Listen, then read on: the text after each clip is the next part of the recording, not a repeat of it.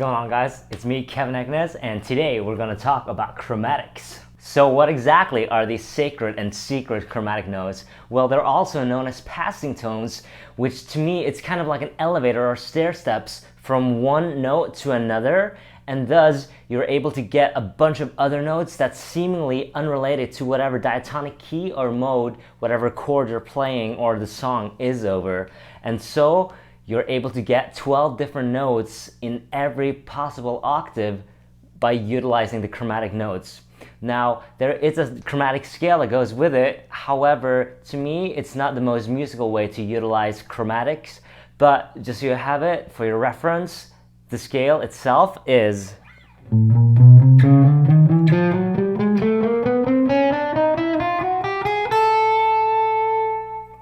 and so you can see it's basically just covering every note in between the starting note and the last note. Well, the easiest way to get started about knowing all these new notes is by just filling in the blanks. So we're gonna keep using the pentatonics as our skeleton, but we're gonna fill in the blanks between the two notes of each string set by chromatic notes. So in other words, in the first position, A minor pentatonic.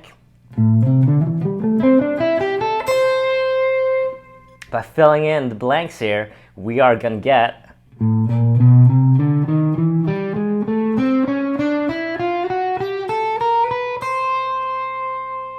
and continuing our other pentatonic boxes.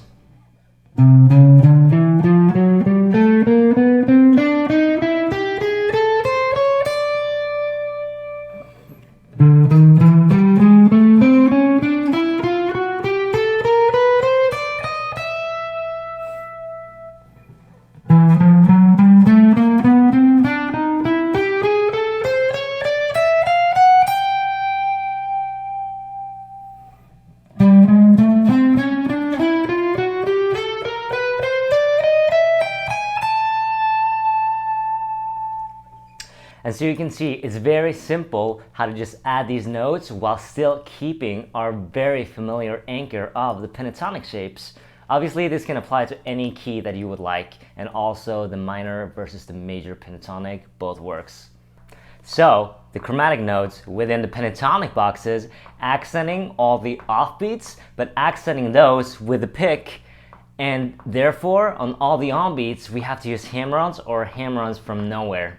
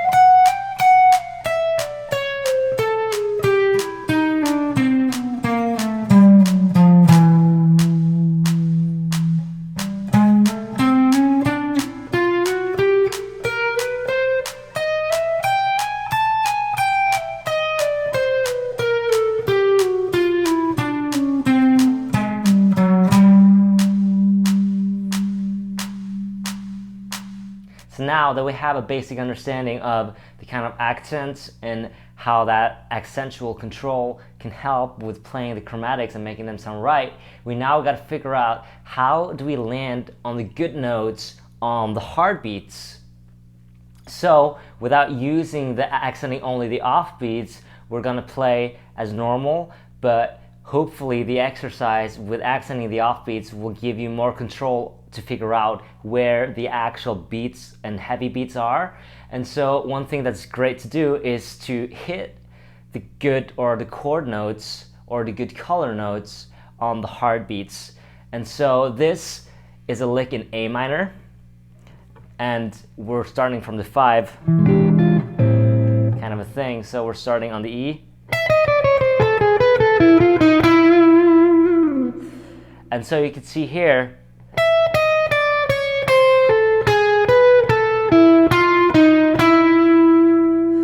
so with those accented notes there that's around it, it makes everything resolve very nicely to the A minor. But we could see by changing up 2 of the pitches, so the heartbeat isn't on this, but on this.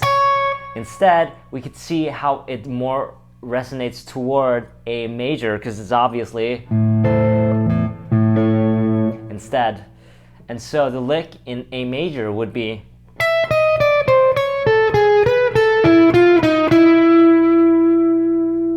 as you could hear, that doesn't sound like as much as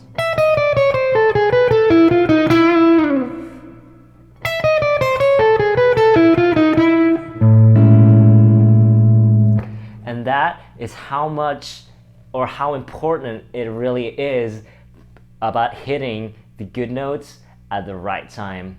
One other very cool way of using it is within your comping. Say you're playing the fourths, and you know the next diatonic fourth is just a whole step up, and so you obviously have this. So the line could be,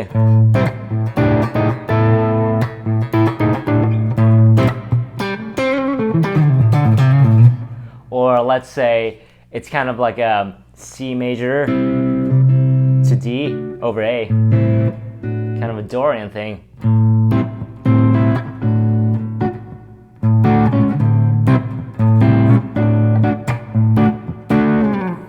And so forth. The possibilities are endless. It's just about using the home point that you're starting off and the destination point and just fill in the blanks literally within that. Well, I hope some of this information was useful.